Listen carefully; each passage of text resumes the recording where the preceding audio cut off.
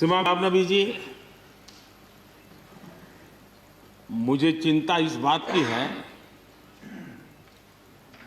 कि गुलाम नबी जी के बाद इस पद को जो संभालेंगे उनको गुलाम नबी जी से मैच करने में बहुत दिक्कत पड़ेगी।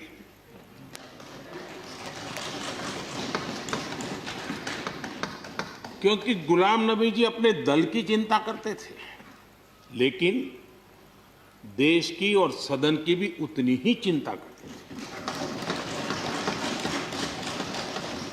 ये छोटी बात नहीं है जी, ये बहुत बड़ी बात है जी। वरना अपोजिशन के लीडर के रूप में अपना दबदबा पैदा करना, ये सब मोह किसी को भी हो सकता है, लेकिन उन्होंने सदन से, मैं शरद पवार जी को भी इसी कैटेगरी में रखता हूं, वे सदन की और देश की चिंता को प्रायोरिटी देने वाले नेताओं में से रहे। गुलाम नबी जी ने बखूबी इस काम को निभाया है। मुझे याद है इस कोरोना काल में मैं एक फ्लोर लीडर्स की मीटिंग कर रहा था, तो उसी दिन गुलाम नबी जी का फोन आया। तो मोदी जी, ये तो ठीक है आप करते हैं, लेकिन आप एक काम कीजिए, सभी पार्टी लीडर्स की मीटिंग जरूर बुलाइए। मुझे अच्छा लगा कि उन्होंने पार्टी लीडर्स के साथ, सभी पार्टी अध्यक्षों के साथ बैठने का मुझे सुझाव दिया, और मैंने उस मीटिंग को किया भी। वो गुलाम नबी जी के सुझाव पर किया था, और मुझे कहने में,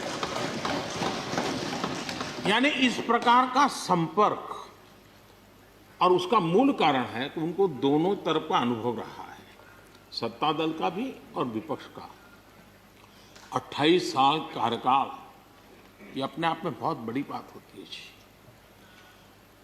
बहुत साल पहले की बात है, शायद अटल जी की सरकार होगी, मुझे याद नहीं रहा। मैं यहाँ सदन में किसी काम से आया था, मैं तो तब राजनीति में नहीं था, ये इलेक्टोरल पॉलिटिक्स में नहीं था, मैं संगठन का काम करता था। तो मैं और गुलाम नबी जी ऐसे ही लॉबी में गप्पे मार रहे थे। अब जैसा पत्रकारों का स्वभाव रहता है, बराबर नजर लगाए बैठे थे कि ये दोनों का मेल कैसे हो सकता है। हम हंसी खुशी से बातें कर रहे थे, तो हम जैसे ही निकले तो पत्रकारों ने घेर लिया। गुलाम नबी जी ने बहुत बढ़िया जवाब दिया था। वो जवाब हम लोगों के लिए बहुत काम आने वाला है। उन्होंने कहा, भाई देखिए, आप लोग हमको अखबारों में या टीवी माध्यमों में या पब्लिक मीटिंग में लड़ते झगड़ के देखते हो, लेकिन सचमुच में इस छत के नीचे हम जैसे एक परिवार का वातावरण कहीं नहीं होता है। इतनी हमारी आत्महत्या होती है, इतने सुख दुख होते हैं। ये जो स्पिरिट है, वो स्पिरिट अपने आप में बहुत बड़ी बात होती है। गुलाम नबी जी का एक शौक शायद बहुत कम लोगों को पता होगा, और कभी उनके साथ बैठोगे तो बताएंगे। हम सरकारी बंगलों में रहते हैं, तो बंगले की दीवारें, अपना सोफा सेट, उसी के आसपास हमारा दिमाग रहता है। लेकिन गुलाम नबी जी ने उस बंगले में जो बगीचा बनाया है, यानी एक प्रकार से कश्मीर की घाटी की याद दिला दे, ऐसा बगीचा बनाया है। और इसका उनको गर्व भी है, वो समय देते हैं, नई नई चीजें जोड़ते हैं, और हर बार जब कंपटीशन होती है तो उनका बंगला नंबर 1 ले आता है।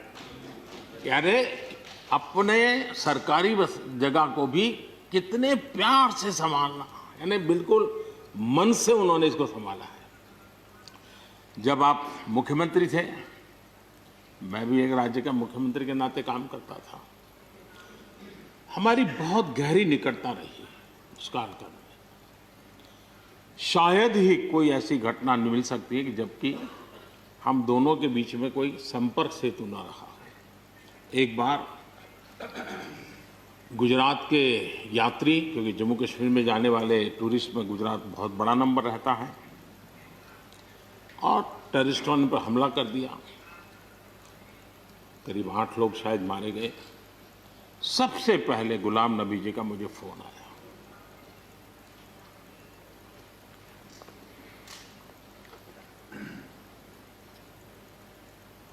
और वो फोन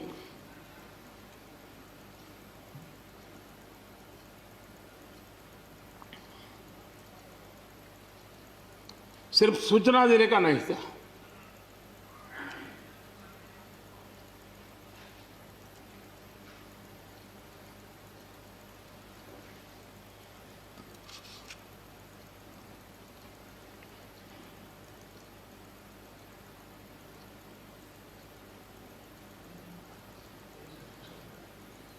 उनके आंसू रुक नहीं रहे थे। फोन पे उस समय प्रणब मुखर्जी साहब डिफेंस मिनिस्टर थे। मैंने उनको फोन किया, मैंने कहा साहब अगर फोर्स का हवाई जहाज मिल जाए डेड बॉडी को लाने के लिए। रात देर हो गई थी। प्रणब मुखर्जी साहब ने कहा आप चिंता मत कीजिए, मैं करता हूं व्यवस्था। लेकिन रात में फिर गुलाम नबी जी का फोन आया। वे एयरपोर्ट थे।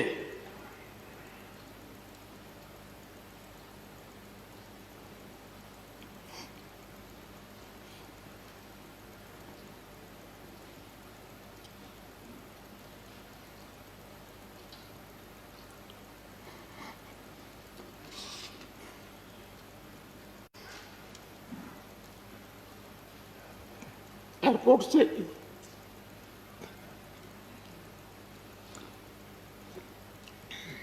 उन्होंने मुझे फोन किया और जैसे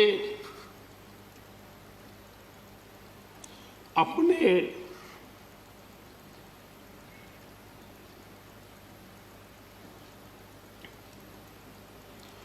परिवार के सदस्य की चिंता करें,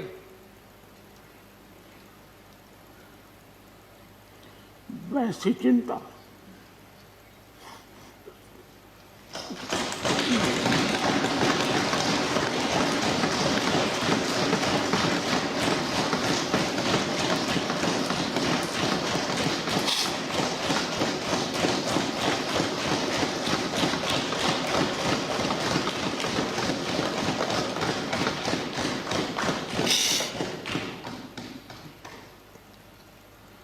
पद, सत्ता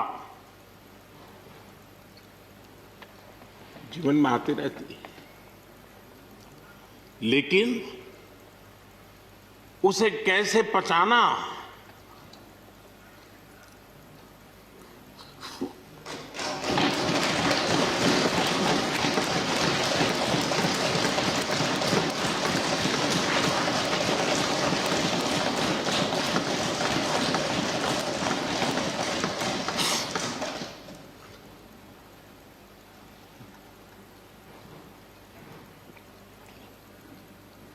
मेरे लिए बड़ा भावुक पल था।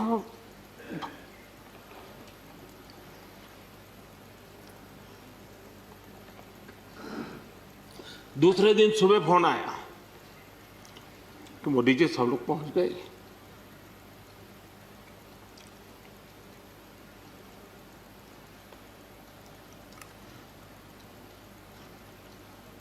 इसलिए एक मित्र के रूप में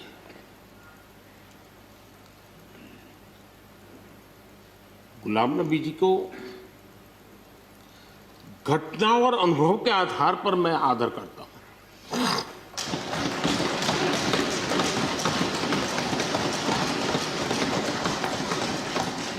और मुझे पूरा विश्वास है कि उनकी सौम्यता, उनकी नम्रता, इस देश के लिए कुछ कर गुजरने की उनकी कामना, वो कभी उनको चैन से बैठने नहीं देगी। और मुझे विश्वास है कि जो भी दायित्व जहां भी वो संभालेंगे, वे जरूर वैल्यू एडिशन करेंगे, कंट्रीब्यूशन करेंगे और देश उनसे लाभान्वित होगा। ये सब मेरा पक्का विश्वास है। मैं फिर एक बार उनकी सेवाओं के लिए आदरपूर्वक धन्यवाद करता हूं और व्यक्तिगत रूप से भी मेरा उनसे आग्रह रहेगा कि मन से मत मानो कि अब आप इस सदन में नहीं हो। आप के लिए मेरे द्वार हमेशा खुले, इन चारों माननीय सदस्यों के लिए खुले हैं। आपके विचार, आपके सुझाव, क्योंकि देश में सब बहुत ज़रूरी होता है, ये अनुभव बहुत काम आता है, मुझे मिलता रहेगा, ये अपेक्षा मैं रखता ही रहूँगा। आपको मैं निवृत्त होने नहीं दूंगा। फिर एक बार बहुत शुभकामनाएं, धन्यवाद।